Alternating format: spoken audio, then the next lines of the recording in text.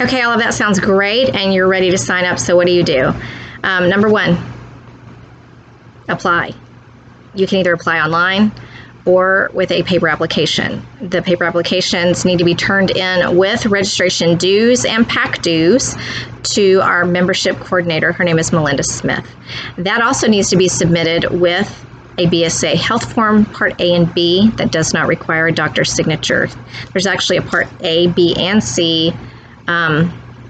C is for older scouts that go away for longer periods of time. For what we do as a Cub Scout, you only need Part A and B. And then once we get your information and get it processed into our unit, you will be generated an email from a software called Scoutbook. When you get that email, do not ignore it. That is how you connect with your scout. And we will go into Scoutbook in a little bit more detail and a little bit circle back around to that. But that, in a nutshell, is specifically the few criteria that need to happen immediately for you to get in Scouts. If you already have been in Scouts and you are transferring from another unit, you might already be in Scoutbook. And at that point, do not try to fill out something online. It needs to be an application, a paper application. If you're not familiar with Scoutbook, that in and of itself can be information overload, because you will be getting pushed emails from events, den leaders, me. Sorry, I'm not doing it to harass you, but that is our sole source of communication for our unit is Scoutbook. So when you get an email from Scoutbook, unless you specifically turn your notifications off, it's going to send you information on a regular basis for all of the things that are coming up, things that you need to RSVP for. And I think that's all. Just don't consider everything that you see from Scoutbook spam. Because sometimes if information on an event changes, we will generate a new email, a reminder for that event. So, and we will write in the body of that updated or revised or time change or something to bring your attention to it. So don't just assume that just because it's a reminder, it's the same exact information. Be sure you read it to see.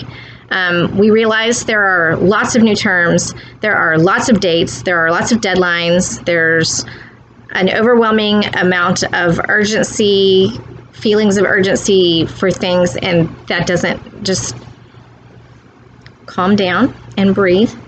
It's all good. We're here to be a village, to support each other and have fun, and so take everything in small chunks, digest it a little bit at a time. Grasp what you can. The big thing is show up and ask questions. That's how you learn.